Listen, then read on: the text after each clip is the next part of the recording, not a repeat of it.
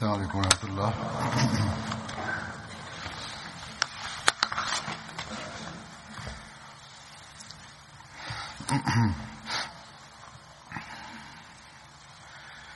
أشهد أن لا إله إلا الله وحده لا شريك له وأشهد أن محمدا عبده ورسوله أما بعد فأعوذ بالله من الشيطان الرجيم بسم الله الرحمن الرحيم الحمد لله رب العالمين الرحمن الرحيم مالك يوم الدين إياك نعبد وإياك نستعين اهدنا الصراط المستقيم صراط الذين أنعمت عليهم غير المغضوب عليهم ولا الضالين.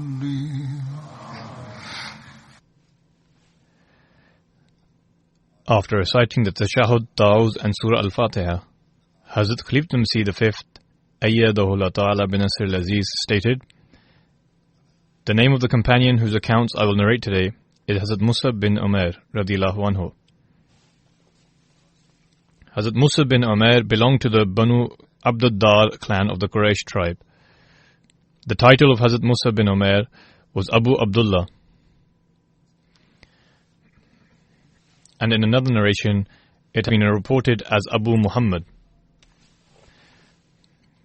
Hazrat Musab's father's name was Umair bin Hashim, and his mother's name was Khanas or Hanas bint Malik, who was an affluent lady from Mecca.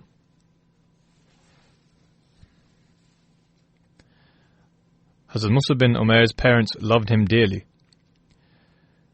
Hazrat Musab bin Umair's mother brought him up, giving him many comforts and luxuries,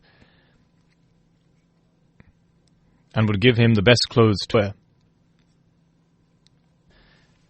He used to wear the most excellent fragrance available in Mecca, and even his shoes would be brought from Hadrami, which is the name of a place, and this was exclusive only for the affluent.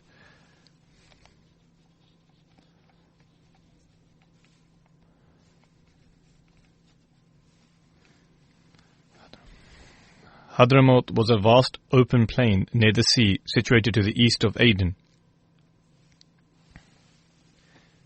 Nonetheless, he would wear immaculate clothes and use the best fragrance, and even his shoes were brought from outside. Hazrat Musab's wife's name was Hamna bint Jahsh, who was the sister of al-Mu'mineen, Hazrat Zainab bint Jahsh, the wife of the Holy Prophet sallallahu alaihi wasallam.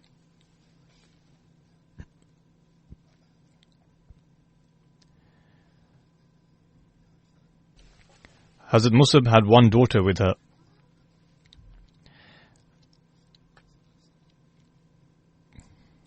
The Holy Prophet ﷺ used to remember Musab, and he used to say, I have not seen a more handsome individual than Musab, who was brought up surrounded by comforts and luxuries.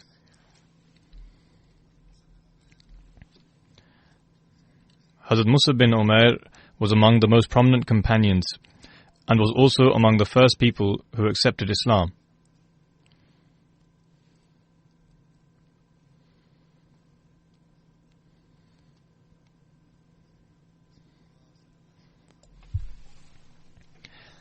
He accepted Islam at the time when the Holy Prophet ﷺ used to preach in Dar-e-Arqam. However, he kept it secret for fear of opposition from his mother and his people. Hazrat Musab used to meet the Holy Prophet ﷺ in secret. Once, Usman bin Talha caught him while he was praying and informed his mother and other members of his household, and consequently his parents imprisoned him. He remained imprisoned until his migration to Abyssinia.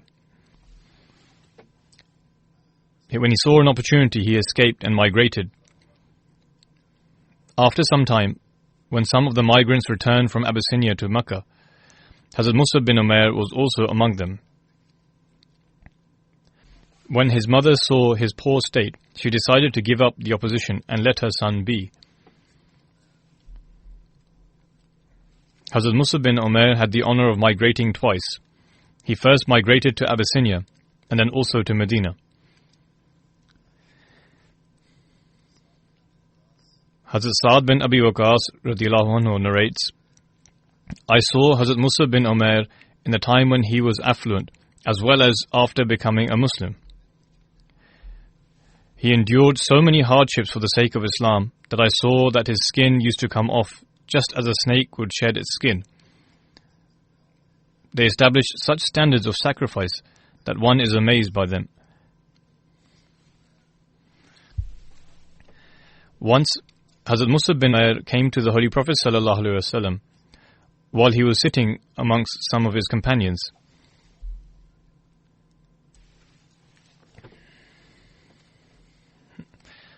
On that occasion, the clothes of Hazrat Musab were patched with pieces of leather. There was a time when he used to wear clothes of the highest quality, but then after becoming a Muslim, the state of his clothes was such that they would be patched together using pieces of leather. The companions saw Hazrat Musab and lowered their heads as they were unable to help Hazrat Musab bin Umair in the change of his circumstances. Hazrat Musab bin Umair stepped forward and offered his salam, i.e. the Islamic greetings of peace. The Holy Prophet ﷺ replied to him and praised him in a most excellent manner. Following this, the Holy Prophet ﷺ said that all praise belongs to Allah. May worldly people be granted from this world. I have seen Musab at a time when there was no one more affluent and wealthy in the city of Makkah than him. He was the dearest child of his parents. However, the love of God and His Messenger has brought him to this state today, and he left all of that behind for the sake of God and His pleasure. Hazrat Sa'd bin Abi Waqqas radiyallahu anhu relates that the Holy Prophet ﷺ looked at Hazrat Musab bin Umair radiyallahu anhu, and remembering his previous state of blessings and fortune, he began to cry. The Holy Prophet ﷺ remembered his previous condition and the sacrifice he was making now. Hazrat Ali radiyallahu anhu relates, we were sitting in the mosque with the Holy Prophet ﷺ when Hazrat Musab bin Umair radiyallahu anhu arrived. He was wearing a cloak patched with pieces of leather. When the Holy Prophet ﷺ saw him, he remembered his previous state of blessings and fortune and saw the state he was in now and began to cry. Following this, the Holy Prophet ﷺ said, what will your condition be when one of you will wake up in the morning in one pair of clothes and wear another pair of clothes at night? That is, they would become so affluent that they would be able to change the clothes they were wearing in the morning to a different pair of clothes at night. Following this, the Holy Prophet ﷺ said, one plate of food will be placed before him and another will be taken away. That is, there will be various kinds of foods and various dishes will be served, similar to the custom today. You will cover your houses in cloths similar to how the Kaaba is covered, i.e. very expensive cloths will be used. This is precisely what is witnessed today, or this affluence was granted to the Muslims later on. The companions said, O Messenger of Allah sallallahu alaihi wasallam, will we be much better off at that time in comparison to today, and will we have time for worship? The companions asked that in such affluence and in such circumstances, will they have enough time for worship, and will they be saved from working and struggling? Upon this, the Holy Prophet ﷺ said, this is not the case. Rather, you are better off today than at that time. Your condition and your worship and your standards are much loftier than of those who will come after you, owing to their wealth and affluence.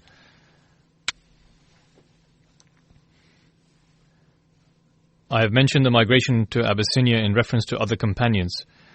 However, I will mention it briefly again. In this regard, Hazrat Mirza Bashir Ahmad Sahib states in Sir Khatam an-Nabiyeen, therefore, upon the instruction of the Holy Prophet ﷺ, in the month of Rajab, 5 Nabawi, 11 men and 4 women migrated to Abyssinia. Hazrat Musa bin Umair was among them.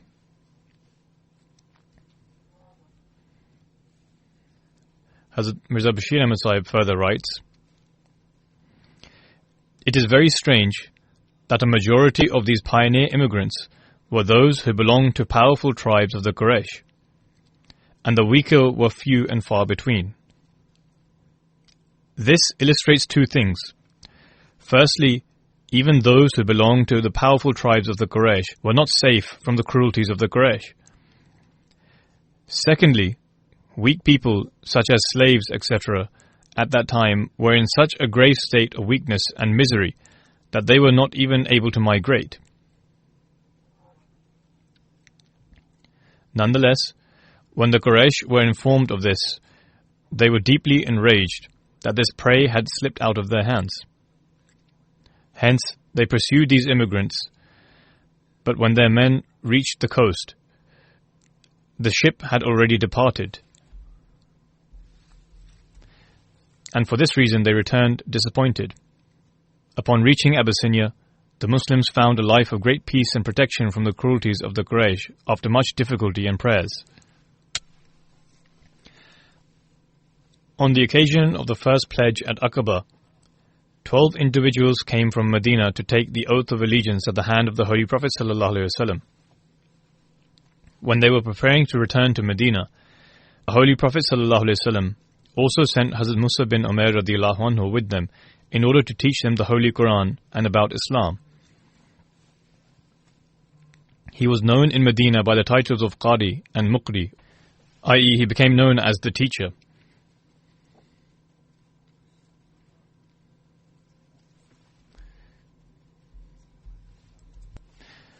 According to another tradition, the Aus and Khazraj tribes of the Ansar went to the Holy Prophet ﷺ and requested for someone in order to teach them the Holy Quran.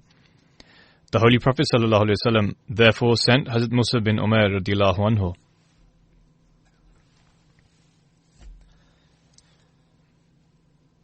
Whilst in Medina, Hazrat Musa bin Umair stayed at the house of Hazrat Asad bin Zurara. He also carried out the duty of leading the prayers.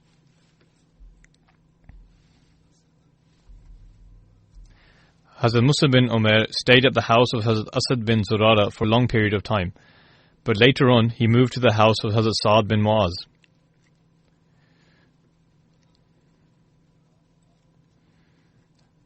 Hazrat Bara bin Azib relates, the very first Muhajir companions of the Holy Prophet ﷺ to migrate to Medina were Hazrat Musa bin Umair and Hazrat Ibn Maktoum.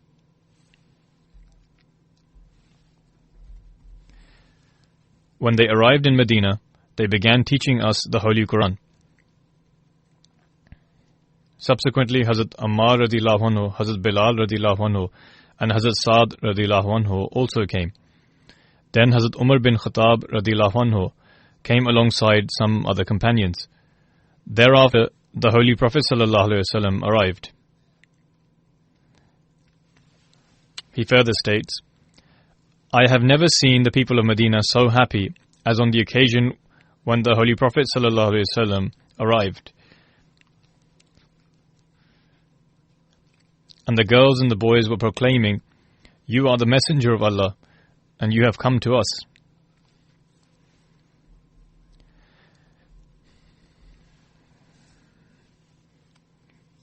With regards to Hazrat Musa bin Umair radiyallahu anhu, Hazrat Mirza Bashir Ahmad Sahib radiyallahu anhu writes in Sir Khatam an-Nabiyeen, those who accepted Islam in Dar-e-Arqam are included amongst the pioneers.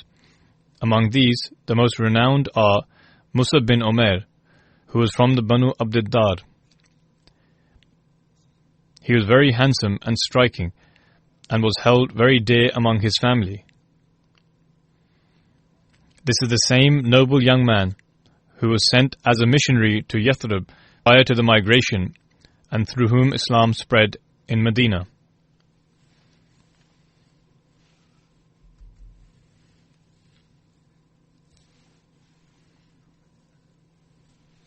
It is stated in a book on the life of the Holy Prophet ﷺ that Hazrat Musab bin Umair radiallahu anhu led the Friday prayers prior to the migration.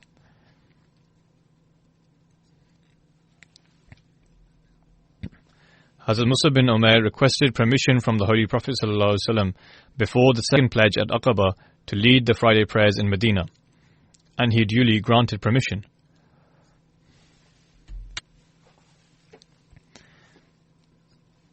Hazrat Musab bin Umair led the first Friday prayers in the house of Hazrat Sa'd bin Khaythama, in which 12 people of Medina participated, and on this occasion he slaughtered a goat. Hazrat Musab bin Umair was the first person in Islam to lead the Friday prayers. However, there is another narration in which it is mentioned that Hazrat Abu Umama Asad bin Zurara was the first to lead a Friday prayer in Medina.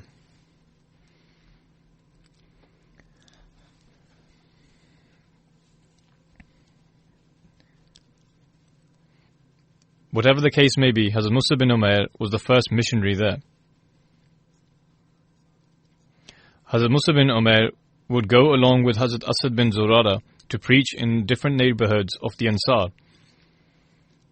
Many people accepted Islam as a result of the preaching of Hazrat Musab bin Umair, among whom are some of the prominent companions such as Hazrat Sa'd bin Mu'az, Hazrat Ibad bin Bishr, Hazrat Muhammad bin Maslama, Hazrat Usaid bin Huzair, etc.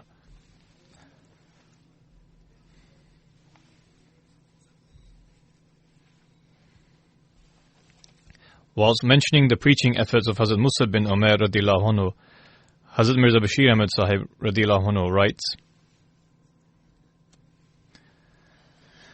whilst departing from Makkah, these 12 new Muslim converts requested, please send an Islamic tutor with us who can teach us Islam and can preach Islam to our idolatrous brothers as well.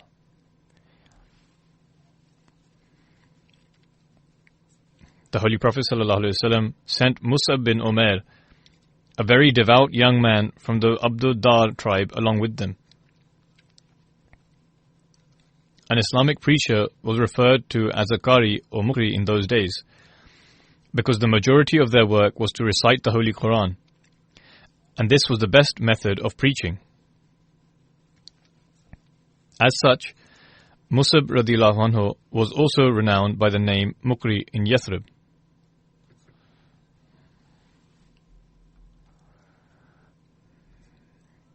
When he arrived in Medina, Musab bin Umair radiallahu anhu stayed at the home of Asad bin Zurara, who was the first Muslim of Medina and was a very devout and influential leader.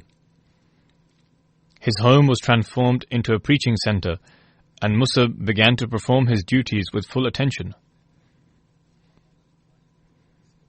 Since the Muslims of Medina lived a collective life, and Medina was comparatively more peaceful, upon the proposal of Asad bin Zurara, the Holy Prophet ﷺ instructed Musab bin Umair radiallahu anhu to begin offering the Jummah prayer. And in this way, the Muslims began their life as a unified community. The blessings of Allah were such, as it was not long before the religion of Islam began to find popularity in every home of Medina. The Aus and Khazraj began to accept Islam very rapidly. In some cases, the entirety of a tribe would accept Islam in one day. Thus, the Banu Abdul Ashal tribe also accepted Islam in this manner and became Muslim at once. This was a very distinct branch of the Ansar tribe known as the Aus, and the chieftain of this tribe was named Sa'd bin Mu'az. Not only was he the chieftain of the Abdul Ashal tribe, but he was the leader of the entire Aus tribe as well. When Islam began to find popularity in Medina, Sa'd bin Mu'az disliked it and endeavored to stop it. Before accepting Islam, Hazrat Sa'd bin Mu'az opposed it greatly. But he was closely related to Asad bin Zurara. Both of them were cousins, and Asad had become a Muslim. For this reason, Sa'd bin Mu'az would not approach him personally, so as to prevent a dispute.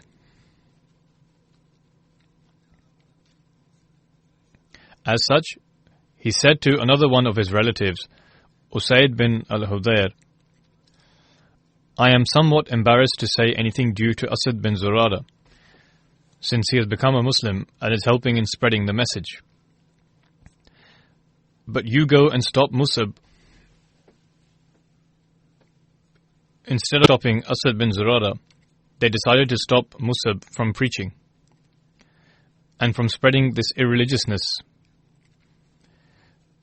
Tell Asad as well that this way of life is not right. Usayd was from the revered chieftains of the Banu Abdul Ashal tribe, and his father had remained the leader of the entire Aus tribe during the Battle of Bu'ath. After Sa'ad bin Mu'az, Usayd bin al-Hudayr possessed significant influence within his tribe. Therefore, upon the encouragement of Sa'ad, he went to Musab bin Umair and Asad bin Zurara. He addressed Musab in a tone of anger, saying, Why do you make our people irreligious? Abstain from this, or the outcome shall not be pleasant. Before Musab could answer, Asad softly told Musab, He is a very powerful chieftain of his tribe. Speak to him very sympathetically and lovingly. Therefore, Musab addressed him in a very respectful and loving tone and said, Do not be angry. Rather, be so kind as to sit and listen to what we have to say with a cool heart. Then you may formulate your opinion. Usayd found this to be a logical proposition and sat down. Musab recited the Holy Quran to him and enlightened him of Islamic teachings very benevolently. Usayd was so moved that he accepted Islam right away and said, There is such a man behind me that if he converts, our entire tribe will accept Islam. Wait here, I shall send him. After this, Usayd left, and by some excuse, he sent Sa'ad bin Mu'az to Musab bin Umair and Asad bin Zurara.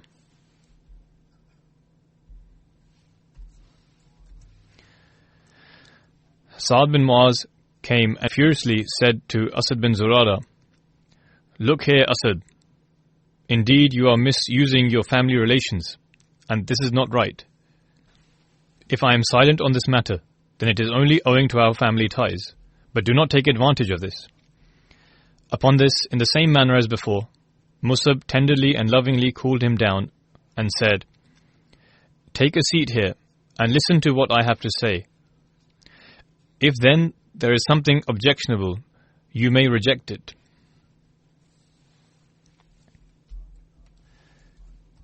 Sa'ad responded, All right, this appeal seems to be rational. Resting his spear, he took a seat, and in the same manner, Musab recited the Holy Quran to him and expounded Islamic principles in his very attractive manner. It was not long before this idol also submitted.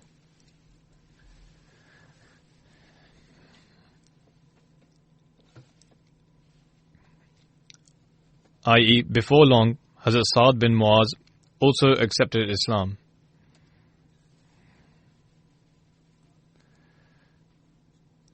Therefore, as per the custom, Sa'ad bathed and recited the Kalima Shahad. After this, Sa'ad bin Mu'az and Usayd bin al-Hudayr went to their tribesmen, and Sa'ad inquired of them in a particular Arabian custom.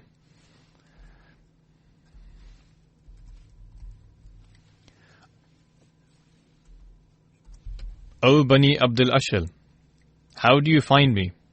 They all answered in unison, You are our leader and the son of our leader. We have full trust in you.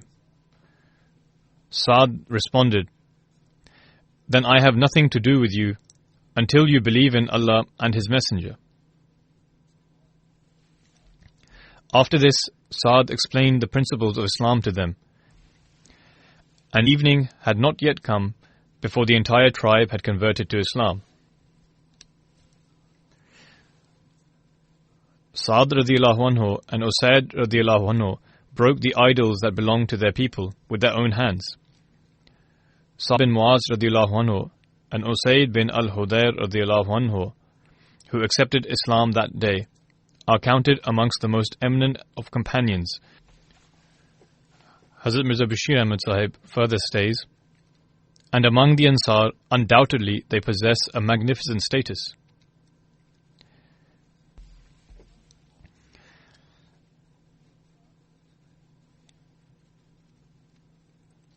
In particular, Sa'd bin Mu'az received a position amongst the Ansar, as did Hazrat Abu Bakr radiallahu anhu amongst the Muhajirin of Makkah. This young man turned out to be extremely sincere, remarkably loyal, and an exceptionally devoted lover of Islam and the founder of Islam. Since he was also the chieftain of his tribe, he was extraordinarily intelligent as well.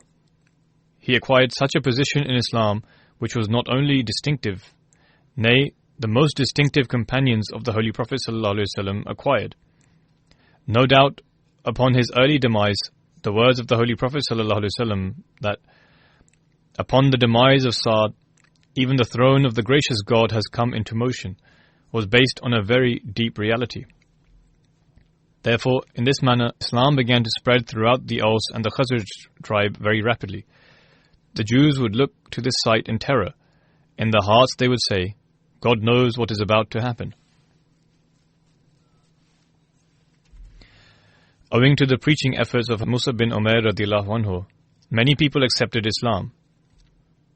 On the occasion of Hajj 13 Hijri, he brought a delegation of 70 Ansaris to Mecca. Analyzing this from various sources, Hazrat Mirza Bashir Ahmad Sahib radiallahu anhu writes in Sir Khatam al-Nabiyyin, the following year, that is Dhul Hijjah of 13 Nabawi, on the occasion of Hajj, many hundreds of people from the Aus and Khazraj tribe came to Makkah. Among them, there were 70 such people who had either become Muslim or now desired to become Muslims, and came to Makkah in order to meet the Holy Prophet ﷺ. Musab bin Umair was also among them. Musab's mother was alive, and although she was an idolatress, loved him very much.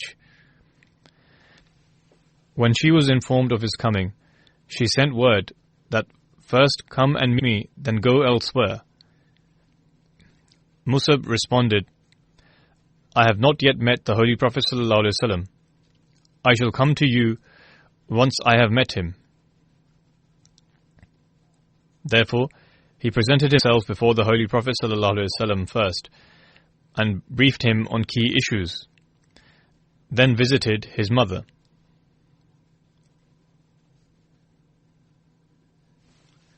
On seeing that he had not gone to meet her first, she was very upset. When she saw him, she began to weep and complain. Musab said, Mother, I tell you something wonderful, which is very beneficial for you, and shall put an end to every disagreement. She inquired, What is that? Musab quietly responded, This, that you forsake idol worship and become a Muslim, and believe in the Holy Prophet ﷺ. She was a firm idolatress, and as soon as she heard this, she began to put up a commotion, saying, I swear by the stars that I shall never enter your religion, and signalled her relatives to capture Musab, but he managed to escape. There are still some accounts of Hazrat Musab bin Umair which remain to be narrated, but since there are 2 funerals in absentia, therefore I will end the accounts of Hazrat Musab bin Umair here, and will, God willing, continue to relate them in the next sermon.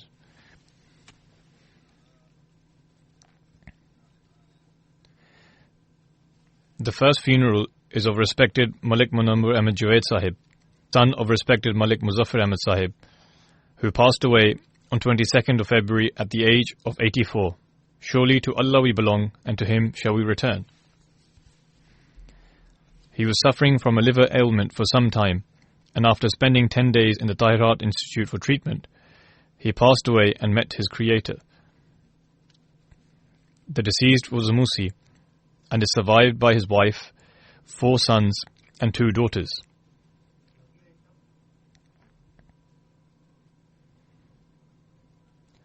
Malik Munawwar Ahmad Javed Sahib's paternal grandfather was Hazrat Dr. Zafar Chaudhry Sahib.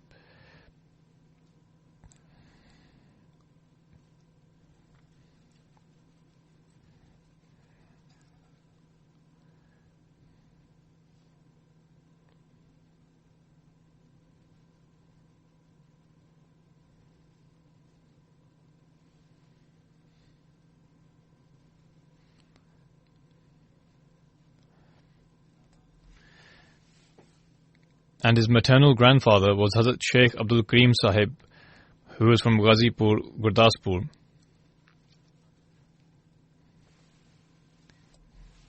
His paternal grandfather was from Dharamkot, Randhawa.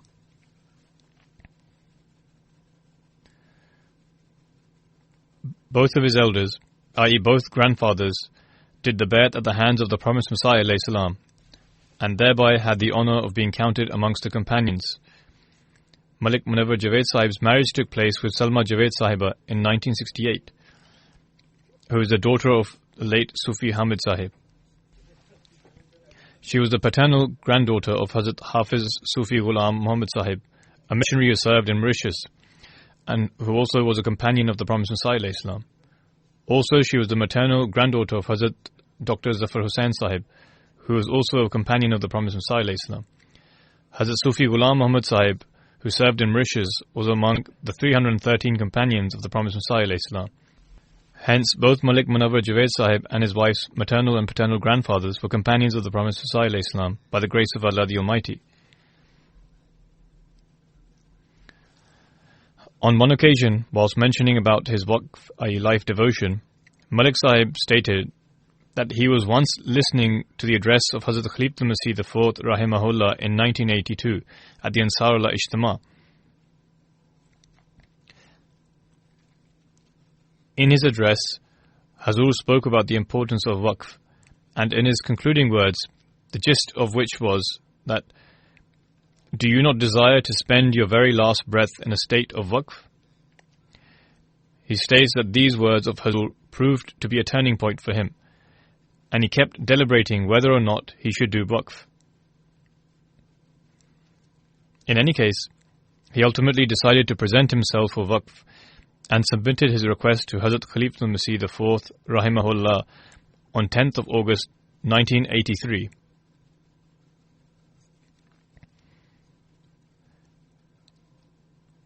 Hazur Rahimahullah accepted his waqf on 18th of August 1983.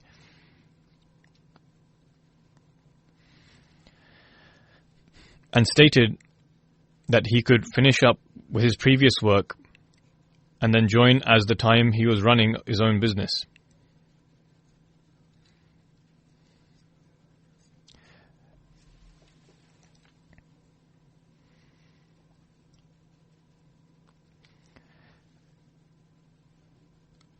His first official appointment by Hazrat Khalifatul Masih IV Rahimahullah was on 28th of August 1983.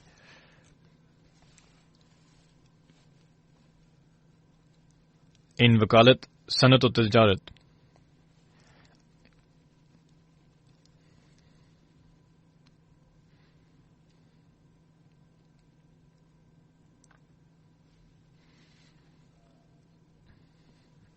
And he formally began serving in the office from 1st of October 1983.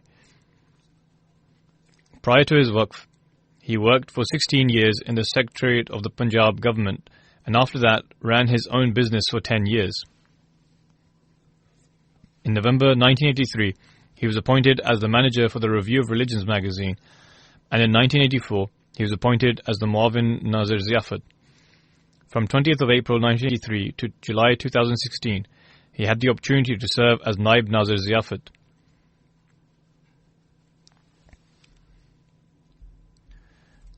In 1990, when a committee was formed for the welfare of the orphans, he was appointed as its first secretary and rendered this service for approximately 20 years.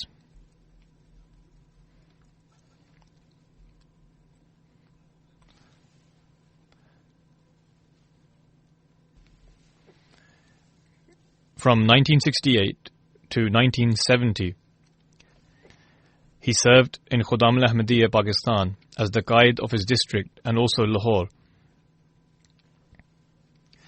and continued to serve for approximately 10 years. The deceased also had the opportunity to serve in the organization of Majlis Ansarullah from 1984 to 2014.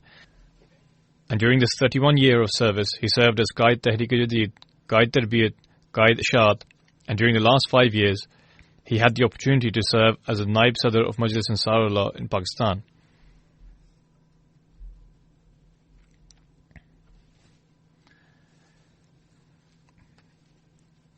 Narrating an account during his service in the government office, Malik Sahib once stated,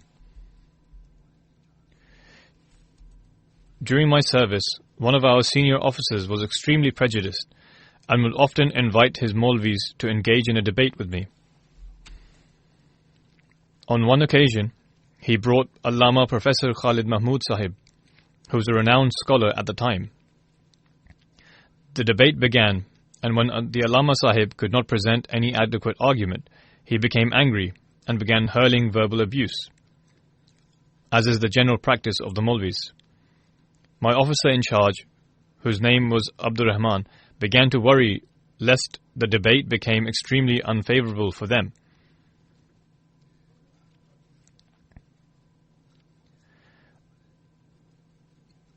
Assuring my officer in charge, the Allama Sahib said to him, 'These words of his are such that they reflect the fact that he truly believed that the members of the Jamaat had a bond with Allah the Almighty. He stated that these people have committed such great injustices against God Almighty, His Messenger sallallahu alaihi wasallam, and the Book of Allah, that God would surely have destroyed them by now. But they continue to be saved each time.'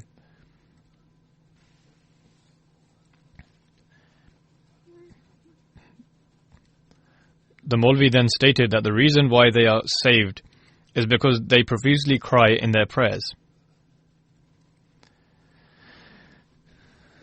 Malik Sahib states, 'I asked the Maulvi Sahib to give me this explanation in writing.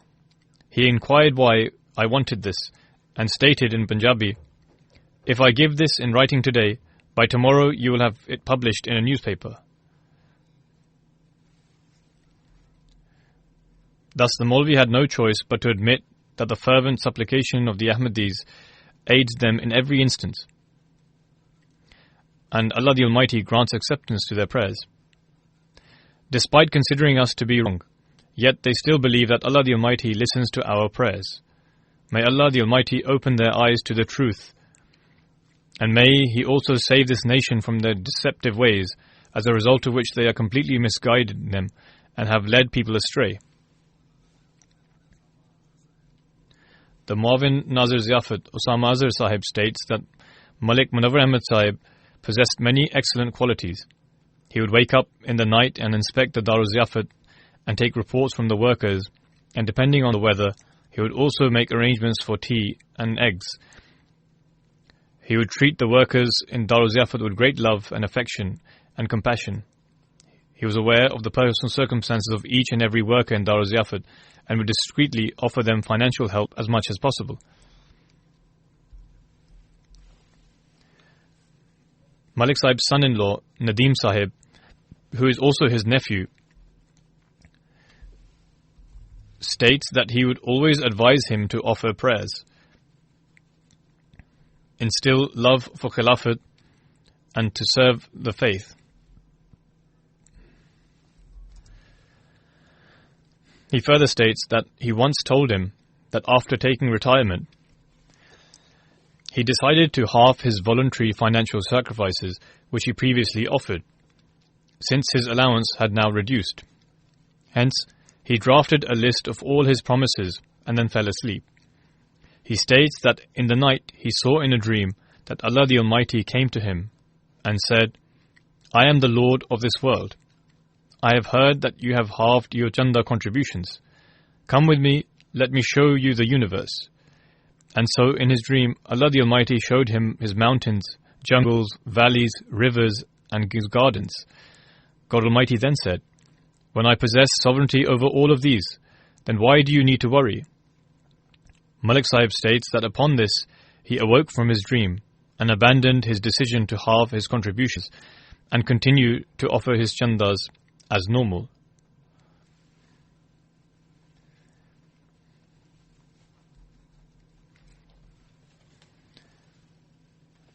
Malik Sahib's wife states that before Waqf, when he used to do business, he would put a large amount of money in his pocket and wrap his shawl around him and would go out onto the streets during the winter nights.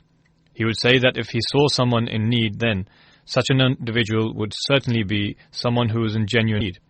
Thus, one day he saw an individual who looked extremely worried, who informed him that his mother was extremely ill and he did not have any money. Malik Sahib handed him all the money to him and returned home.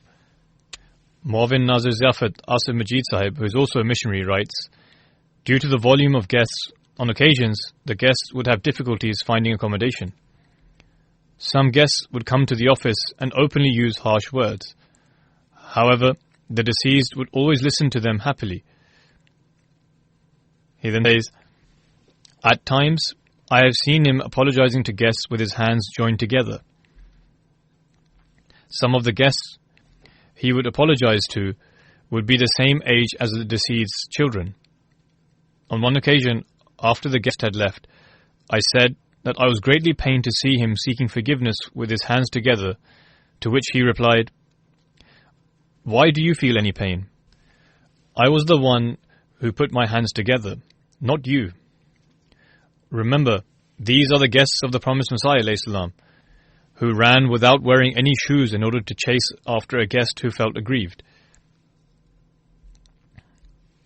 Asif Sahib then writes, once I was sitting in his office when the deceased narrated an incident. The deceased said that one day an elderly gentleman came to his office and speaking in Punjabi, he asked in an angry tone if he was Malik Munawwar Javed. Malik Sahib answered in the affirmative. The elderly guest said in Punjabi, does your father own the Langar Khana? Malik Sahib replied, no sir, this is the Langar Khana of the promised Messiah ﷺ, who is the father of both you and I. Upon this, the elderly gentleman's anger subsided, and he then explained his issues in a calm and loving manner.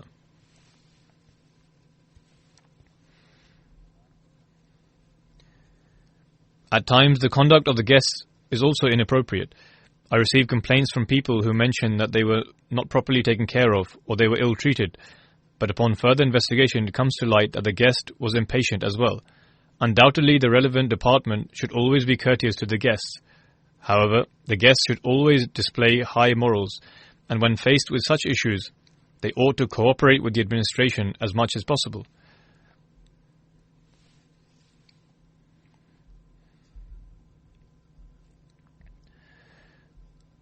Nonetheless, Malik Sahib fulfilled his waqf to the best of his abilities.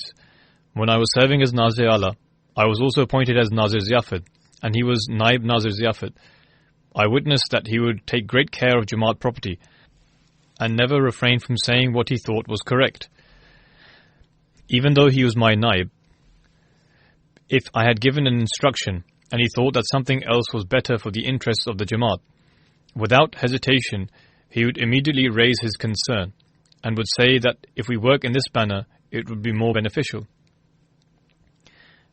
This is an attribute that every Waqf-e-Zindagi ought to adopt, in that they should express their opinion whilst maintaining decorum. He had a strong bond with Khilafat, which was evident from every letter of his, and from the 2 times he came to meet me.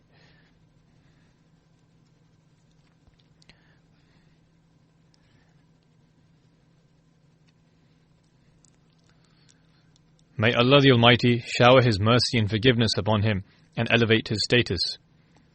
May Allah grant his wife and children patience and steadfastness and enable them to continue his virtuous deeds.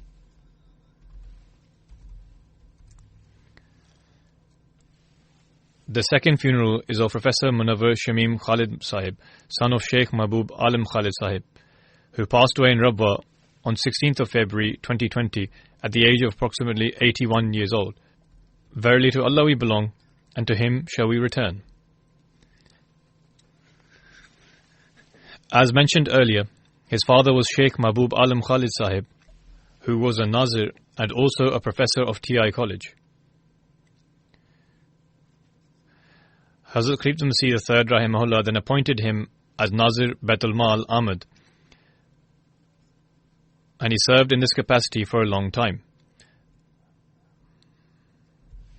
Hazrat Khalifat Masih IV rahimahullah then appointed him as Sadr Anjuman Ahmadiyya.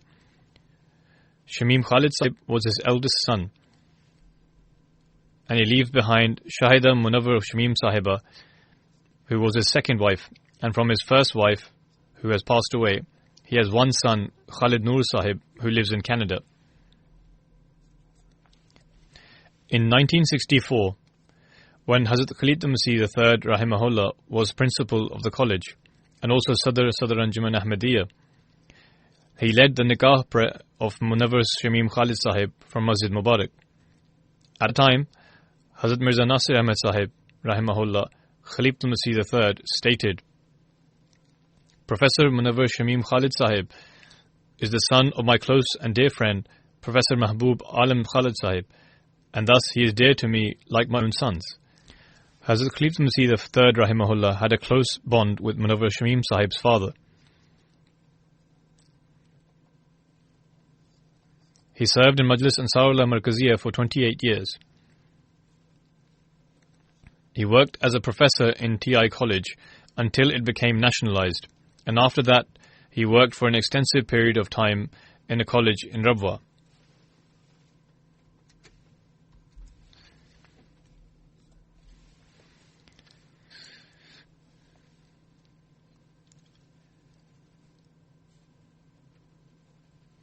I have already mentioned that Munawwar Shamim Sahib was the son of Mahbub Alam Khalid Sahib, and Shamim Sahib's paternal grandfather was Maulvi Farzand Ali, who is the former Imam of Fazl Mosque, London.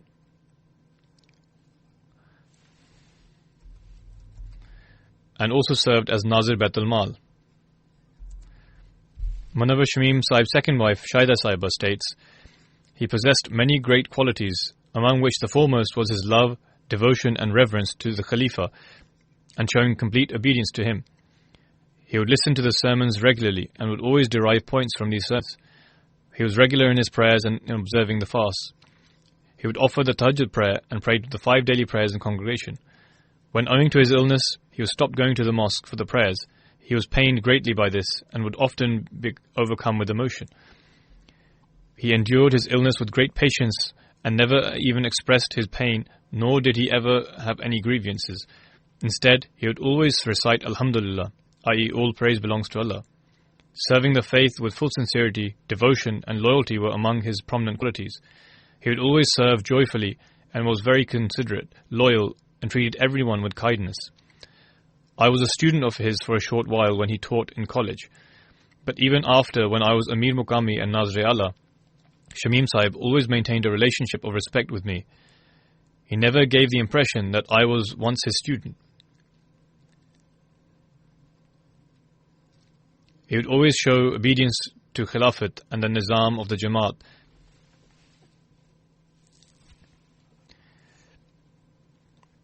And even after becoming Khalifa, his expression was extraordinary. May Allah the Almighty shower His mercy and forgive him. May Allah the Almighty grant him a place amongst His loved ones, and may He enable His family members to continue His good deeds. God willing, after the Friday prayers, I will lead the funeral prayers in absentia of both deceased members.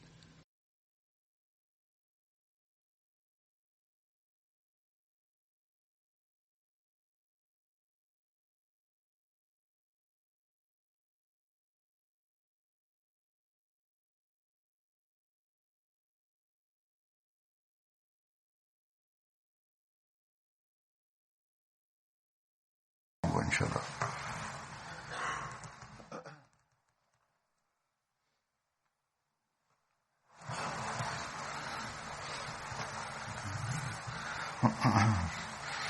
Alhamdulillah,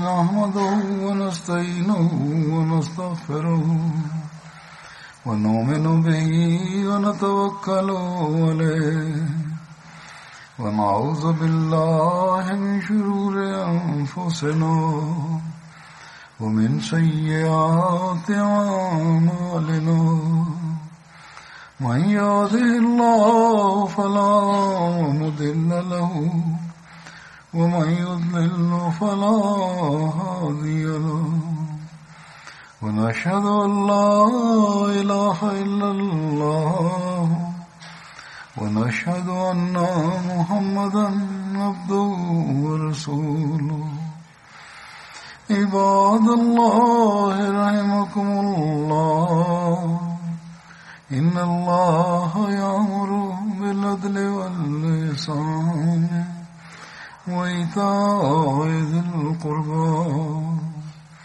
وينهى عن الفحشاء والمنكر والبغي يعظكم لعلكم تذكرون اذكروا الله يذكركم وادعوه يستجب لكم ولذكر الله أكبر